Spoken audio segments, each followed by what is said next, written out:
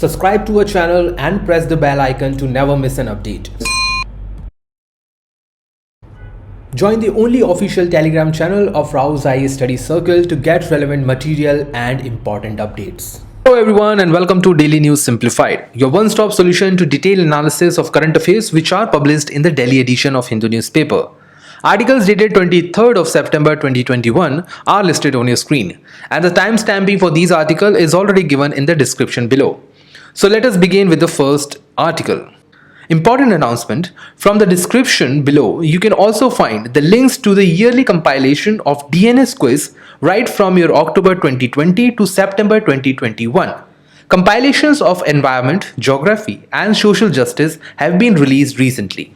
Now, continuing our trend to provide weekly assignment of mains examination questions from our DNS videos, the question for this week is: the subsidy regime in India has not only proved to be counterproductive but has also created market distortions, leading to an adverse impact on the economy. Justify with example. Well, you have to answer this question under 250 word limit. If you are able to submit the answer before Saturday, your answer will be evaluated by the faculty at Rao's IAS. Thank you. So the first article for today's discussion is related to an important economic phenomena where we call that mechanization or the automation leads to the unemployment in a nation. This article was published on the economic page or the business page of the Hindu newspaper, and this article is based on the statement made by the RBI Governor Shaktikant Das. And in this statement, he clearly mentioned that greater automation or greater mechanization may lead to the slack in the labor market of India. As far as UPSC's main syllabus is concerned, and as far as mains examination is concerned, it is important for us to understand the relationship between the automation or the mechanization in the economy and the loss of jobs. The context of the article clearly mentioned that the automation in a labor incentive country like India could be counter to the employment generation policies. Well, India is a populous country, and that too on a developing front. In this scenario, higher employment generation is the need of the hour. And in that case, if automation is going to be the main criteria for the policymakers as well as for the industrial sector, that will definitely lead to the fall in the employment across the nation. Post-pandemic or the post-COVID-19 pandemic and of course post-lockdown period, the revival of the Indian economy is largely pushing for the automation, as we have seen in the case of e-education or online education system, which goes against the notion of higher employability in India. The relevance of this article definitely comes from the Indian economic section of GS paper 3, in which we talks about the growth and employment as a whole. We will also look into some of the aspects of India's through the liberalization which started in 1991 and what was the impact of liberalization on the employment generation. As far as the content of this article is concerned, we will look into the linkages between automation and the labor status. We will also look into why automation is necessity in 21st century, and that too in a developing country like India. We will also look into what are the basic issues attached to the automation or the mechanization. And lastly, we will look into how we can resolve this conflict between automation in a labor-intensive country like India. So let us start with the first one. Well, the linkage between the automation and the labor status in a country like India is very important. The automation is nothing but a process of employing more machines in spite of employing humans in order to achieve higher efficiency. The best example here could be that a single machine can blend large amount of food rather than what a human being can do.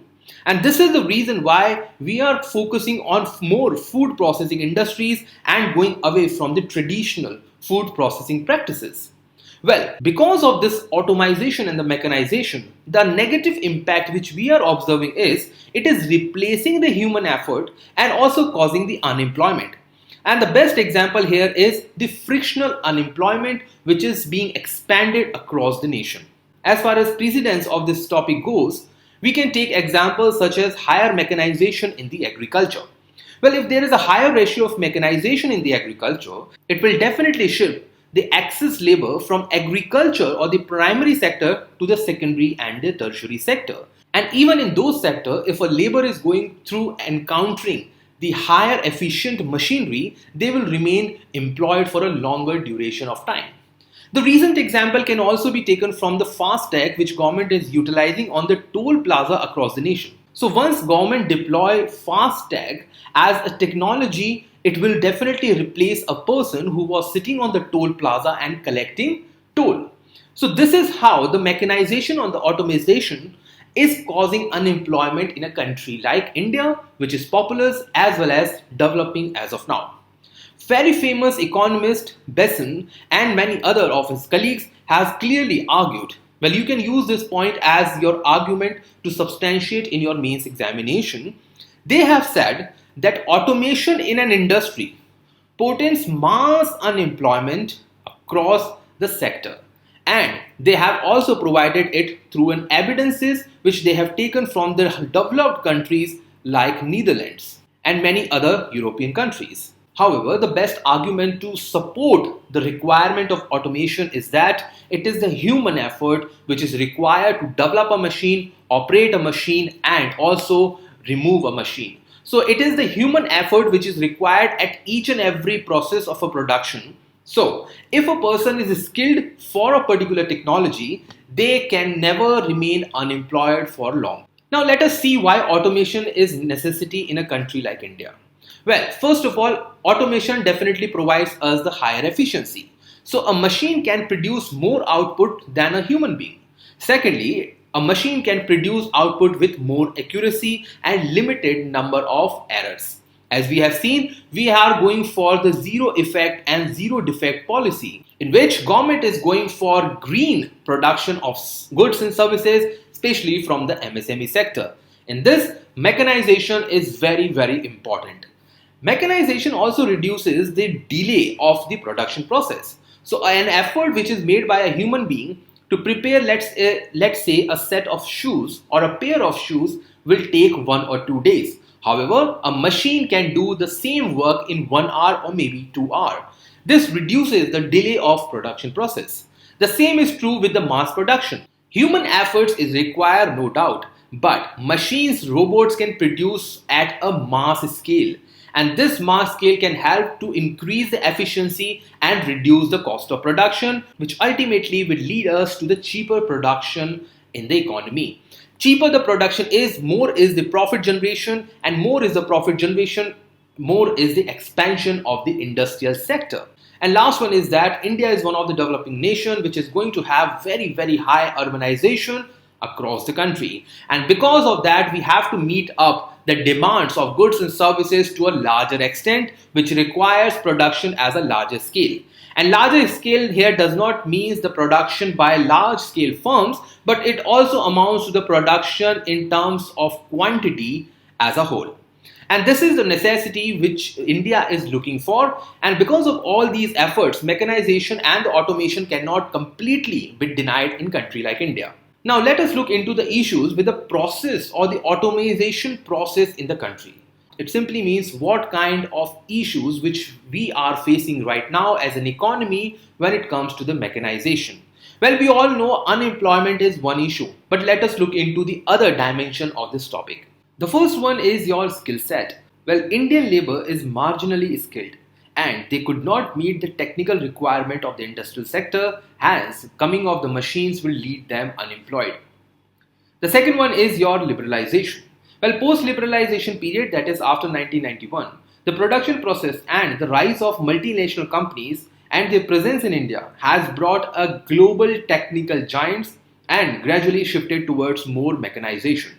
The best example here is the automobile industry, which is now more intensive in terms of robotics than humans. Then comes, of course, the unemployment level, that automation is severely hurting the labor-intensive sectors like your agriculture, textile sector, and of course your construction sector. And lastly, automation also leads to the higher capital cost because customization of machinery in the production process require heavy investment. When it comes to the issues of socio-cultural, we have problem of traditional production. Well, automation has led to substitution of traditional production processes with the mechanized one. This goes against the cultural aspect in India.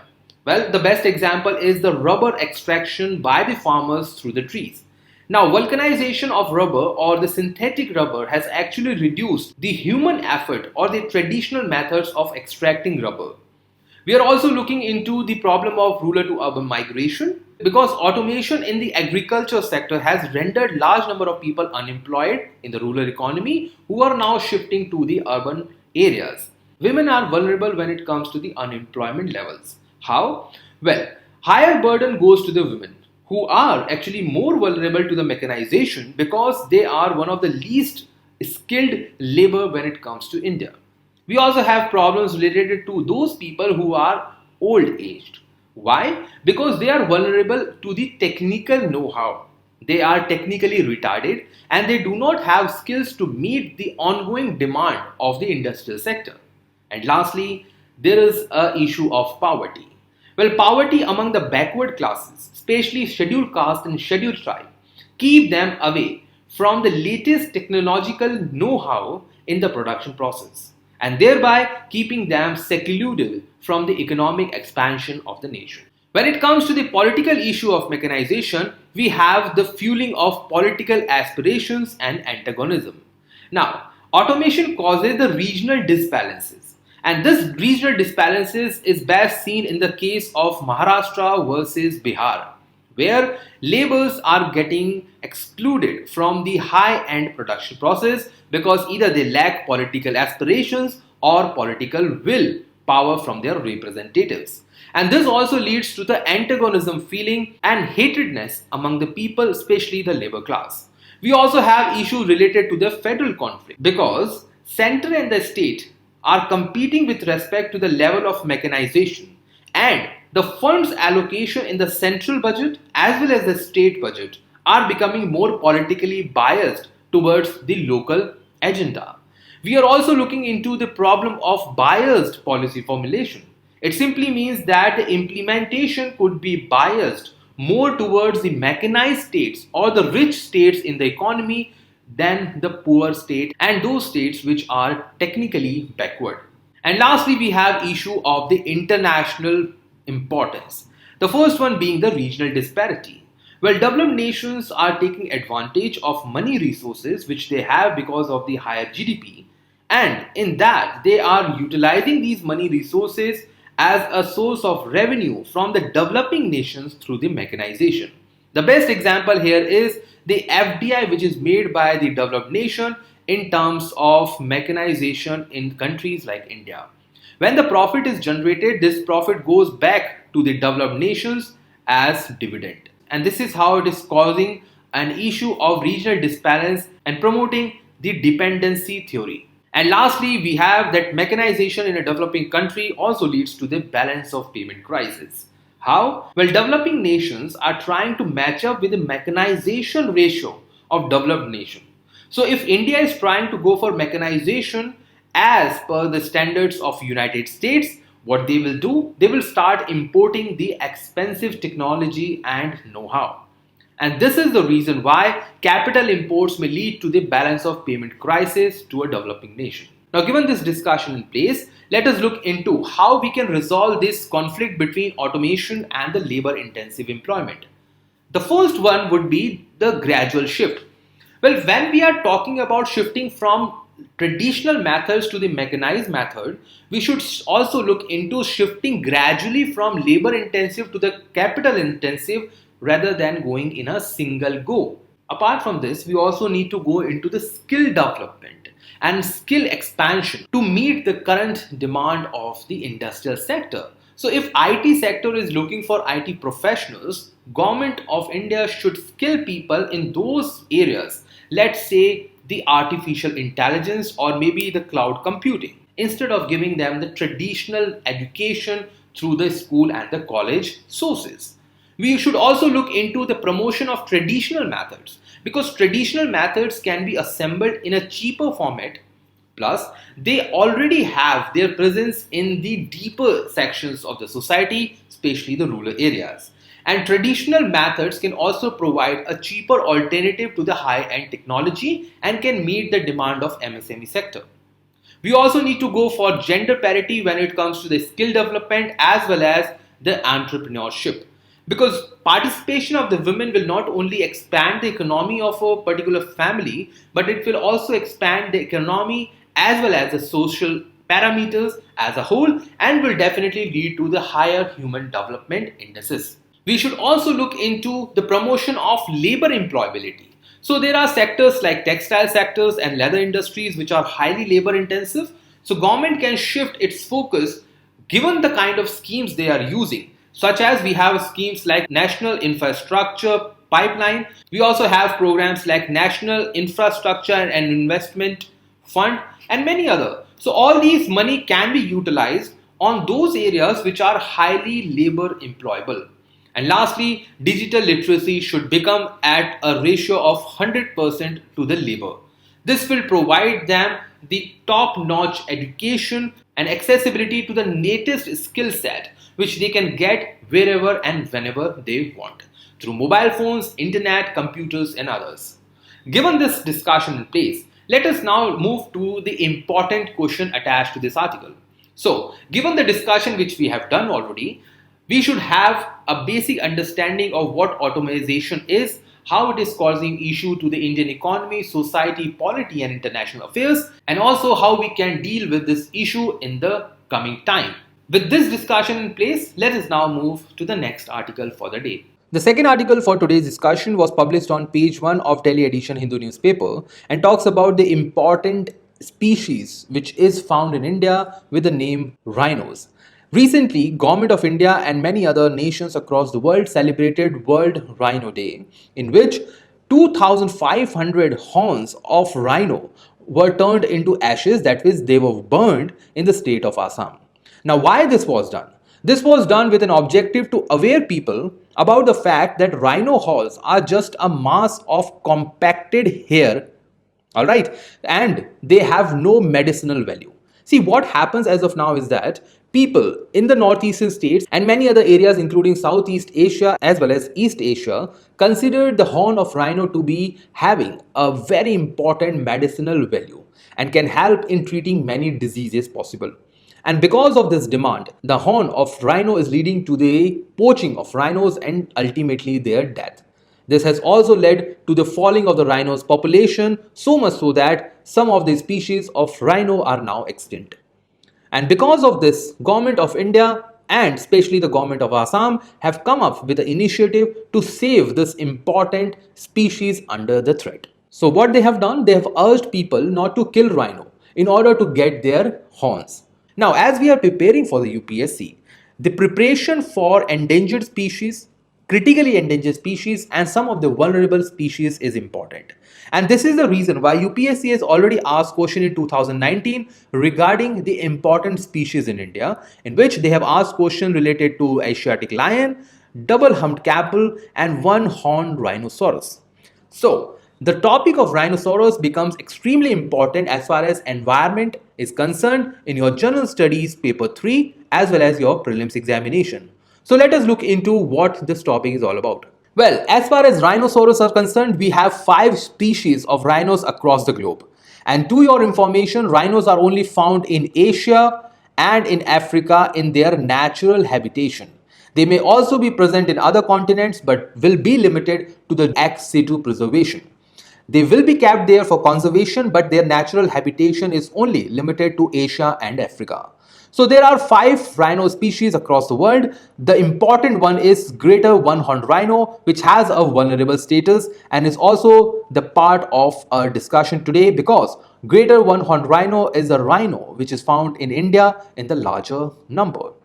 We also have black rhino, which is one of the smaller 2 African species. Then we have white rhino, which is actually was created through an embryo transfer. So if UPSC asks about that which of the following species was created using the in vitro fertilization, your answer would be white rhino or the rhinoceros. Then we have Javan rhino, which is critically endangered under the IUCN. And lastly, we have Sumatran rhino, which gone extinct recently in Malaysia. So as of now, there are only 4 species, out of which 3 species are in larger number. Second last one is critically endangered, and the last one is extinct. That means there is no Sumatran rhino present as of now. However, there are other scientific development or ex situ preservation or conservation through which we can go for it. Now, when it comes to the importance of one-horned rhino, we will look into the habitation. Well, the habitation of one-horned rhino is found in Indo-Nepal Tarai region. We all know Tarai region is part of southern section of Sivalik Hills, where we find the new alluvial deposits. So they are found over these places where grasslands are higher. And in India, this is found in the states of Assam, West Bengal and Uttar Pradesh. However, some of the Tarai region also lies in the state of Bihar, but rhinoceros are largely absent there. In India, Assam holds the largest population as far as rhinoceros is concerned, that too limited to the important wildlife sanctuaries and national parks, which are Pabitora Wildlife Sanctuary, Rajiv Gandhi Orang National Park, Kaziranga National Park, which holds over 90% of the population, and the last one is Manas National Park. Well, Kaziranga National Park and Manas National Park are also part of the relocation of your one-horned rhino species. When it comes to the importance of conservation, well, rhino is under the Appendix 1 of CITES. That means the species is completely prohibited from the international trade. However, for the scientific research, it could be transferred from one place to the other between nations. As far as India is concerned, we have preserved this species under the Wildlife Protection Act 1972. The threats which are common to this species is your poaching for the horns, habitation lost and population density. The population density is the special issue related to your Kaziranga National Park, where we have already discussed holds the 90% of the rhinos population. And the last one is decreasing genetic diversity, because one of the species of rhino is already extinct. So if the other rhino species go extinct, we as a human will lose an important species of global biosphere.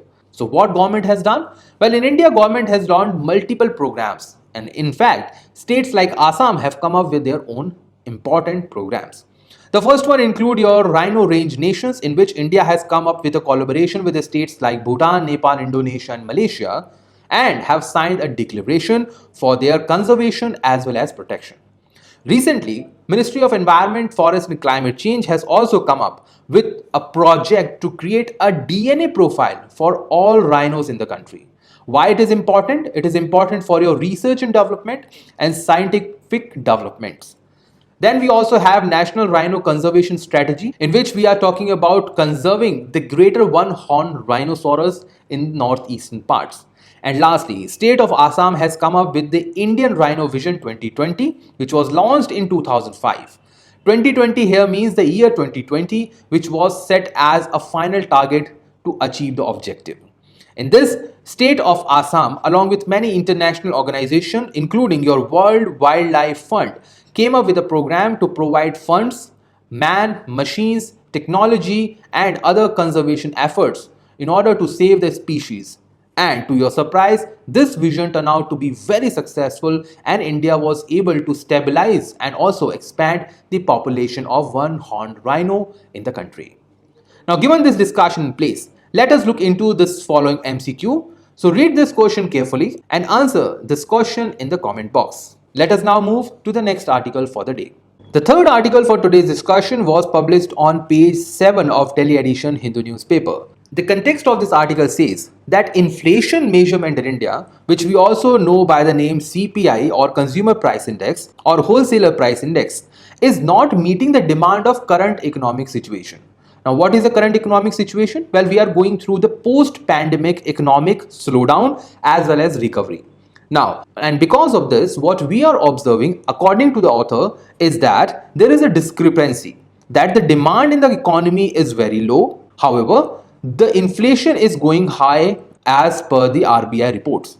Now, because of this discrepancy, the author has called for a new form of inflation measurement and bringing us those factors into the consideration which could not be brought in the previous measurements like CPI or WPI.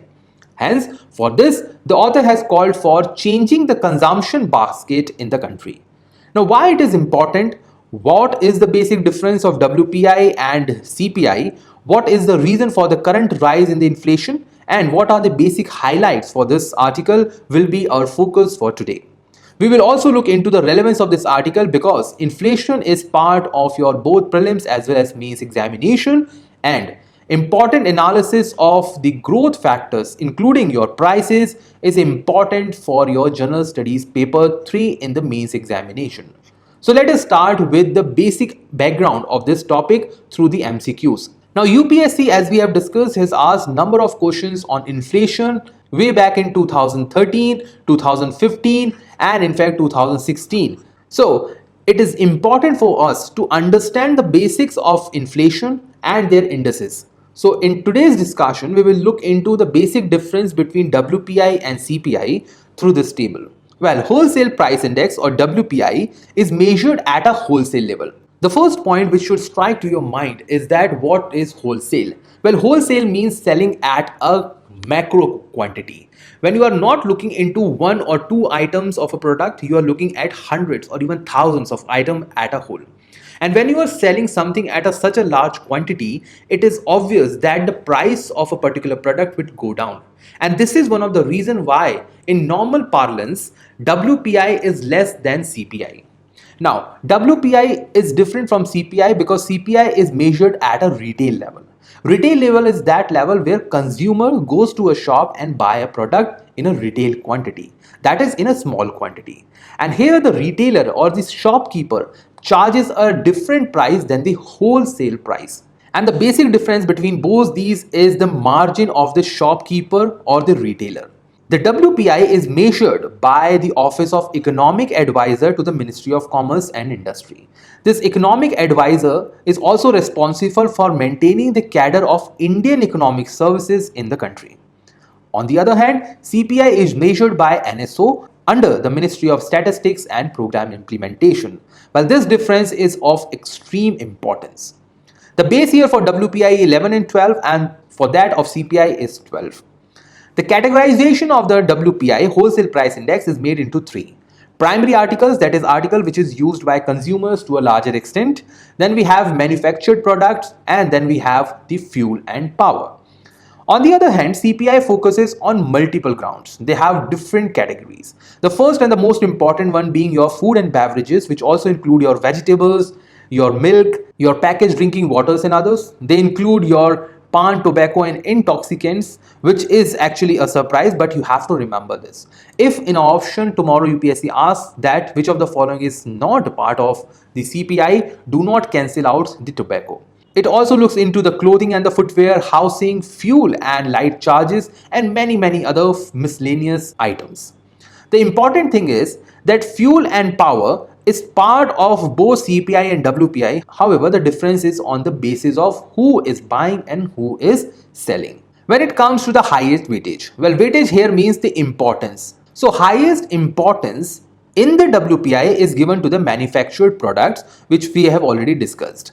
On the other hand, in CPI, highest weightage is given to the food and the beverages because these are the two important items which is very essential to the consumers.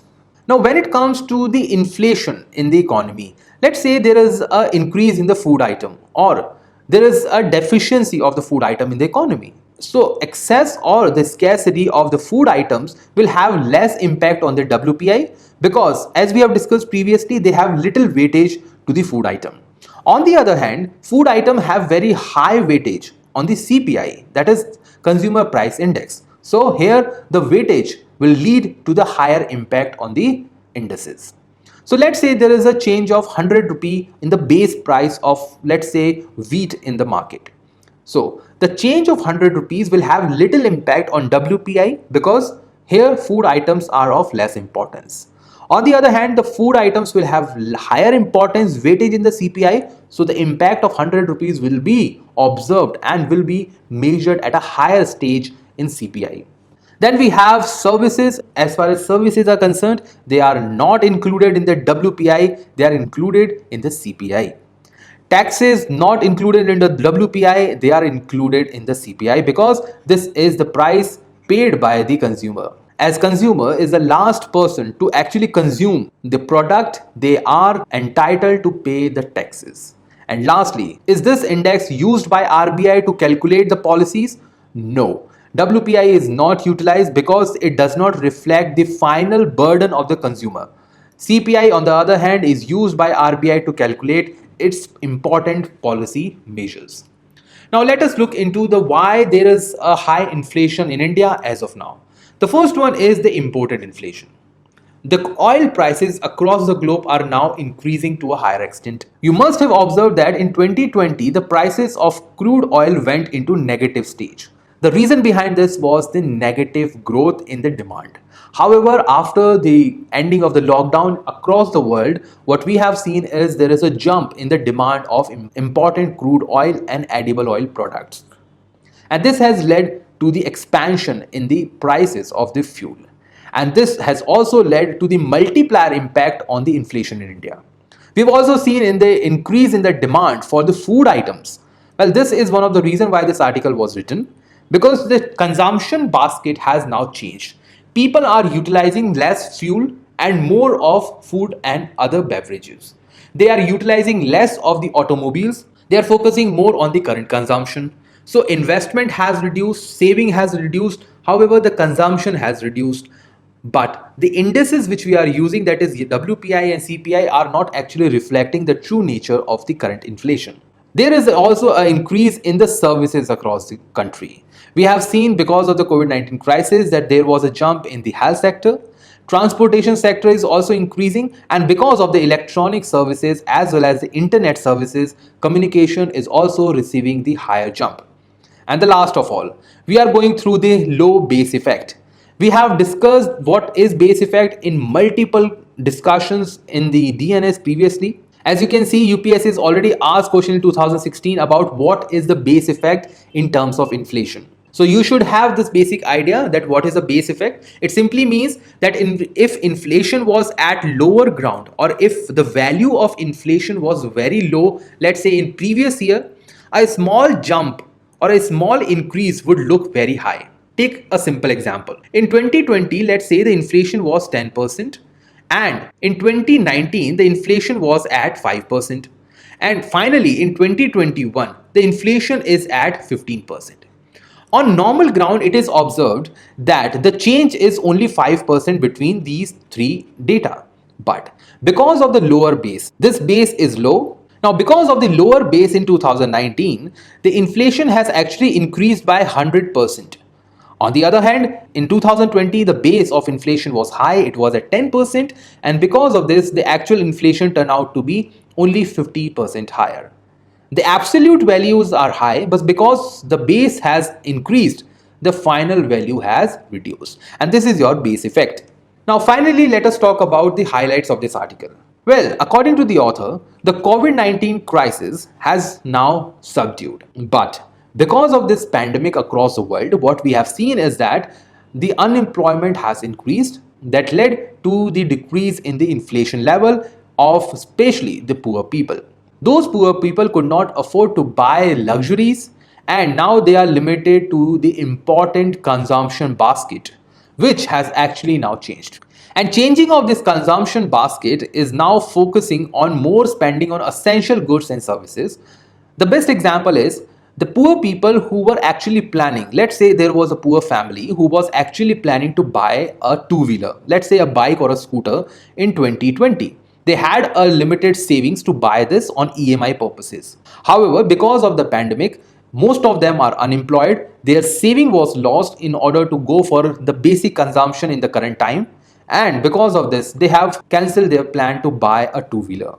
Now, what they are doing? They have changed their consumption from two-wheeler to essential goods and services, which includes your food, beverages, and importance of clothing. Now, the real issue which is highlighted by the author is that if there is an increase in the demand of services, as we have seen, because of the lockdown across the country, what we are looking towards is the e-services or electronic services. The best example is your education and healthcare. And rising of these services has not completely been reflected by CPI. Well, we have discussed previously that wholesale price index does not even include services in that. So CPI actually includes the services but does not reflect the changing of the service parameters, because these services are not given an important weightage. So they combined all the services, let's say education, healthcare, into one category. So if let's say the transportation is increasing but the education is reducing, it is not reflected in the indices. So this has to change. Now, what is the possible way forward? Now, many of these economists have suggested that government should not give up the current measurement of inflation. They should go with the similar indices and weightage for the long term. However, when it comes to the, let's say, 3 months, 6 months, or maybe 12 months or yearly objective, they may come up with an important separate weightage system. It is also important for the government to collect data based on the business cycle and its phases. So whenever there is boom, as we have seen in the case of 2008, or when there is a recession or the slowdown in the economy, as we have seen in the case of 2020 with consecutive negative growth in the 2 quarters, government should come up with a separate measurement in order to capture the details of those inflationary measures. And lastly, policies of the government, whether it is your monetary policy or your fiscal policy, should target the expansion of organized sector, because more the organized sector has a ratio in the GDP, more would be the accurate data collected by the government on inflationary front. So, given this discussion in place, let us now look into the important question attached to this article. So, read this question carefully and answer in the comment box. Let us now move to the last article for the day. Now, coming to the last article for the day. This article was published on page 1st of Delhi Edition Hindu newspaper and talks about the recent move taken up by the central government in order to provide compensation to those people who lost their life while providing services to the victims of COVID-19. And this compensation, as per the government, will be provided by the National Disaster Management Authority. The government has replied this against the order given by the Supreme Court previously. Now, as far as content of this article is concerned, it is mostly limited to your mains preparation as well as your prelims preparation on NDMA.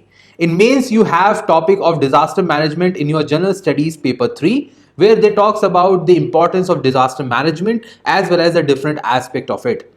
Now, COVID-19 was declared as a notified disaster in 2020 by the central government, by the Ministry of Home Affairs. So, as far as discussion of this article is concerned, we will look into what was the background of the petition which was filed in Supreme Court, how it was acknowledged by the Ministry of Home Affairs, which is also the nodal Ministry of Disaster Management in the country.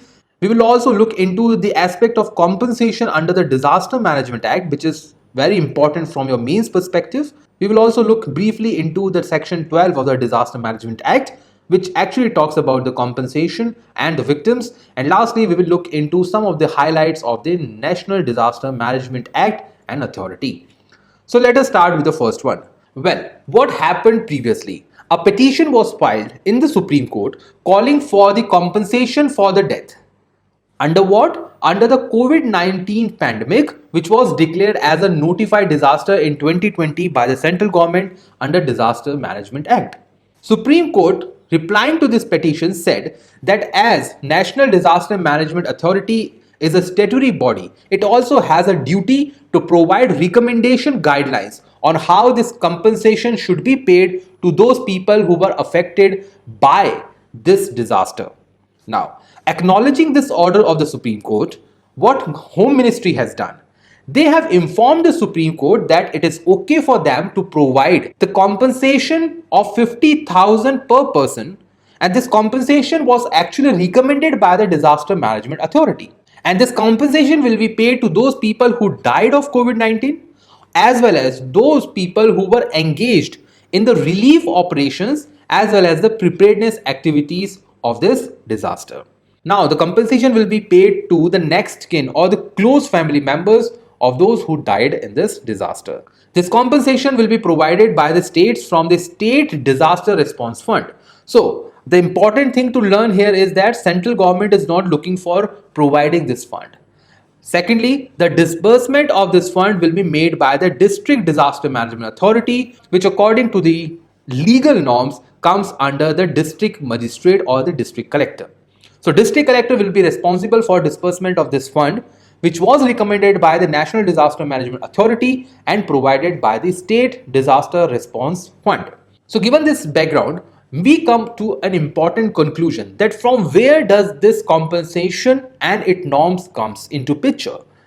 The importance of this compensation comes from the fact that in April 2015, Ministry of Home Affairs, under its ex gratia payment to families of the deceased person, said that up to 4 lakh rupees would be paid to a person who was involved in the relief operation. Now, where this person was involved? In any disaster which is covered by this authority. Now, they talked about an important disaster. However, till March 2020, COVID-19 was not declared as a disaster. Hence, no compensation was coming into picture. But in 2020 March, COVID-19 was declared as a notified disaster. And after this declaration, compensation was also made possible to the people who lost their life under this pandemic. And because of this provision, now it is possible for them to claim the compensation from the government. As far as this recommendation is concerned, as we have seen, Supreme Court asked about the recommendation from the NDMA. This recommendation comes from the Section 12 of your Disaster Management Act, which allows the National Disaster Management Authority to recommend guidelines for the minimum standard of relief. And relief here simply means the monetary relief. So based on this criteria, NDMA has come up with an important guidelines and recommended the compensation of 50,000 to the victims. Now, after the discussion of this entire issue, now let us come to the important highlights of NDMA. Now, important point here is that whenever you read about any authority, let's say National Highway Authority of India or National Health Authority or any other organization, let's say Delhi Development Authority, all these authorities and institutions are created through a legal measure of legislation. So, these authorities are statutory in nature. Remember this point clearly, that all the authorities mentioned in the current affairs are more or less legally defined, be it your state or at the central level. In a similar manner, National Disaster Management Authority is also statutory in its composition. So, this statutory authority is chaired by the Prime Minister of India. Similarly, we have at the state level, which is chaired by the Chief Minister, and similar authority also functions at the district level, headed by your district magistrate.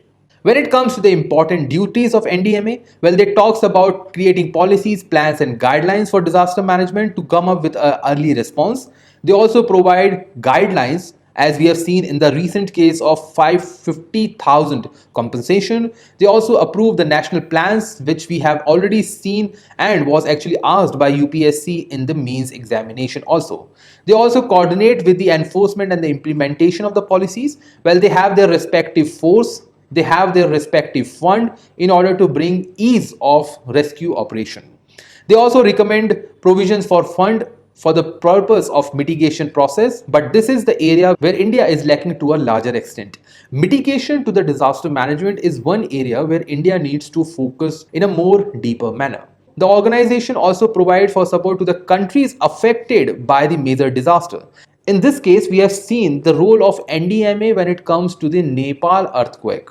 And finally, they also laid down the broad policies as well as the guidelines for the functioning of National Institute for Disaster Management, which is looking into the capacity building of personals in order to provide relief and manpower during disaster. With this discussion in place, now I will leave you with question of the day. This brings us to the conclusion for today's DNS. Thank you.